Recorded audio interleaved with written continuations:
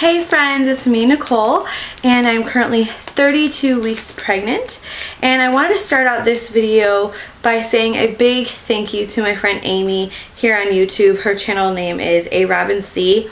She totally surprised me and sent me something from my registry, and I just was so surprised. I was coming back from a pretty rough midwife appointment, and I got to my mailbox and there was a package there, and I was just so excited to receive what she had sent me. She sent a Kiss of Love's little size 0 diaper, which is so cute. It's so tiny. Oh my goodness.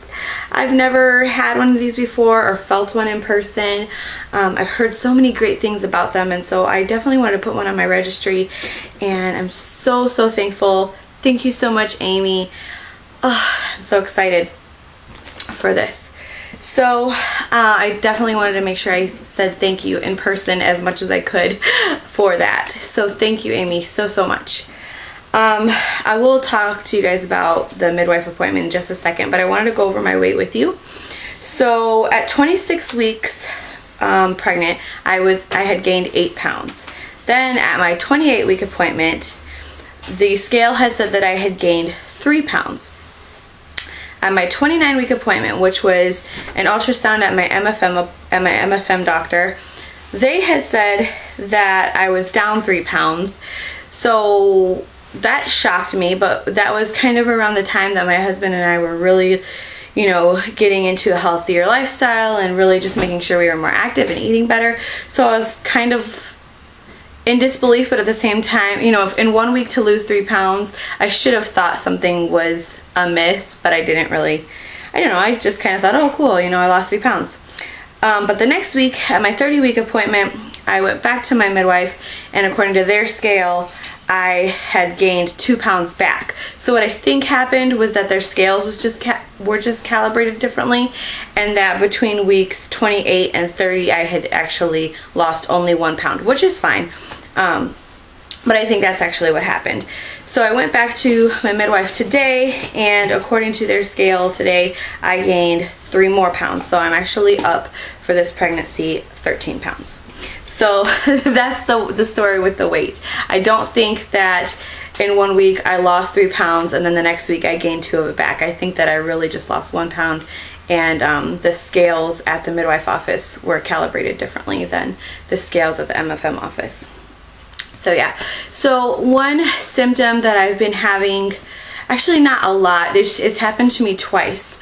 One time, it was a couple of weeks back, and it was just really random, and then it happened to me yesterday as well. And that was, I was sitting in my kitchen just having breakfast, or doing a craft with Sadie or something like that. I think we were doing something in her sensory table, and all of a sudden I got really hot, and I felt like I was going to puke. And I don't know where it came from. I had been eating all morning. I had breakfast and I had a snack, and so I don't think that my blood sugar was low. I don't know what was going on with that, but I just kind of got up and switched positions and came and sat on the couch and just took it easy for a while. But I mean, I was playing with Sadie in her sensory bin, so it's not like I was going hard or anything, but for some reason I got this really bad hot flash accompanied with nausea, and it was really weird. So I don't know if that's happened to anybody else, but that's happened to me. I didn't want to make a big deal about it, especially since it went away pretty quickly, but that was just weird. It's never happened. It only happened to me once before. So, okay, let me get into my midwife appointment. So my midwife is on vacation, so I saw the other midwife in the practice. We kind of got in. She asked me, the run-of-the-mill questions, did my measurements and things like that. And normally they ask if I have any questions or if I have any concerns. She didn't really ask anything like that, so I should have known that something was up. But as she was finished asking her questions, she turned to my husband and I in her little stool, and she said that the hospital had just had a policy meeting, and that as of, I think it was last week, midwives, the hospital is no longer allowing midwives to birth VBACs. So if you guys have been following my pregnancy at all, you know that I had an OB, and I didn't think that having a midwife was even an option. But then whenever I found out that having a midwife was an option, that was definitely something I wanted to explore. So I went through a whole interviewing process. I interviewed the OB that I had, and I interviewed the midwife and kind of compared and chose to go with the midwife. And I believe that was at like 23 weeks, so about 10 weeks ago. And so I've been seeing my midwife for, I think I've seen her 3 times. And now all of a sudden the hospital that I'm delivering at is saying that they won't allow a midwife to attend the birth of a VBAC patient.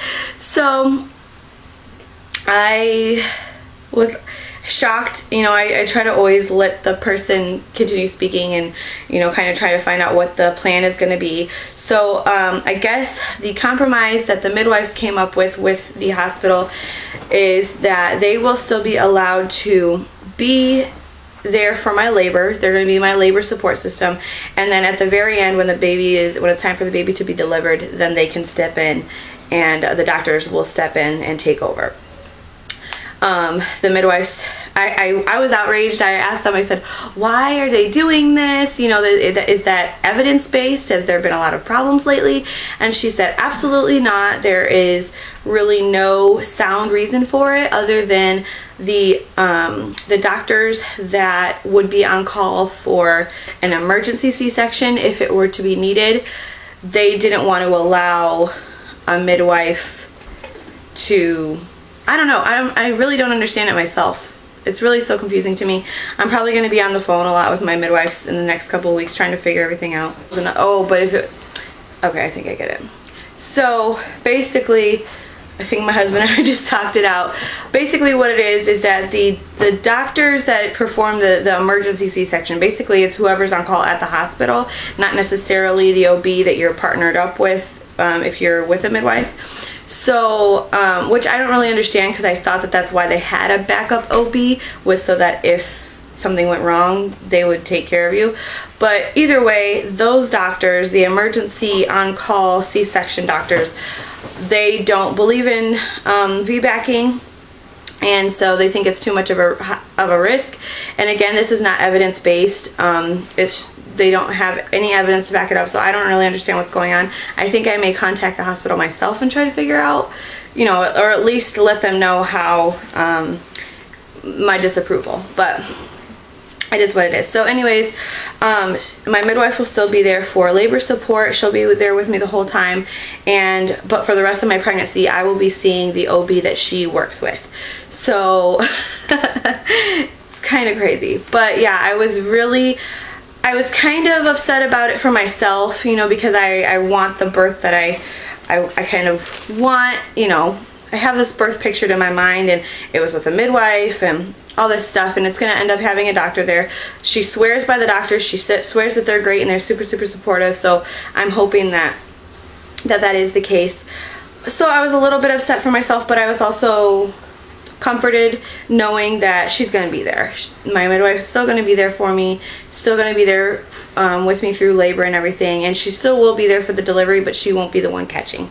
So I was comforted by that, but it was mostly the principle of the whole thing that, you know, it seems like the hospital is being less and less supportive of VBACs in general, and that's just not good at all. So yeah, I was just kind of in a funk because of that, and then I came home and I found my package from Amy, so that made me feel a lot better. But I am going to have to sit down and write a well thought out letter to the administration of the hospital, just kind of letting them know what I think. Okay, so a couple other things that I wanted to touch on is that this past week I've been a little crafty, I guess you could say, and this actually I made a couple of weeks ago. My mom bought me a diaper making kit from Babyville Boutique. She goes to a sewing expo every year, and she bought me a diaper kit for whenever the next baby would come, and well, she's just about here. So I finally got to use those items, and it came with several rolls of PUL, some fold over elastics, some Velcro, some snaps and things like that. So the first thing I made was this little diaper cover. Whenever she bought the kit, I told her I wanted it in neutral, so I have a lot of, you know, blues and reds, orange, yellow, whatever. So this is the first one. This is a fold over cover with Velcro. The one thing that I don't really like about it is that the tabs are kind of floppy there. The Velcro doesn't go all the way to the side. But other than that, I think it'll work really good. And then the next thing I made was this newborn cloth diaper insert, and it's made out of 4 layers of this really cute flannel, and actually the only cute one is the tops, the ones that you can see. Under that it's like an uglier flannel. And then in the middle is 2 layers of 100% cotton batting, so that'll be cute. And then I wanted to make a pocket diaper so I would have something to put the insert into, and so I decided to make this diaper. And it actually has, on the outside, it's made out of denim. This, I was really upset because back in week 20 something or other, my favorite pair of maternity jeans wore out between the thighs, and they had a big hole in them, and I was so upset because they were so comfy, and I love this kind of denim that like, I don't know, what would you call it, distressed? I don't know. But they were my favorite pair of jeans, and they wore out, and so I was really upset. And they were laying around for a little while, and then I kind of thought maybe I could use the denim for something else, and so now it is a diaper. So I made this cute little pocket diaper. The only thing is that the crotch is super narrow and it's really hard to stuff. So anyways, you live and you learn. It was the second diaper I've ever made, and these snaps were such a pain in the butt to learn how to put on. My husband and I were both like trying to figure out how to do it, but I think we got the hang of it now. So anyways, that's what we've been up to as far as, you know, crafting and stuff this week. And the last thing I wanted to touch on was a name. Some people have been asking if we've picked out a name for the baby or not.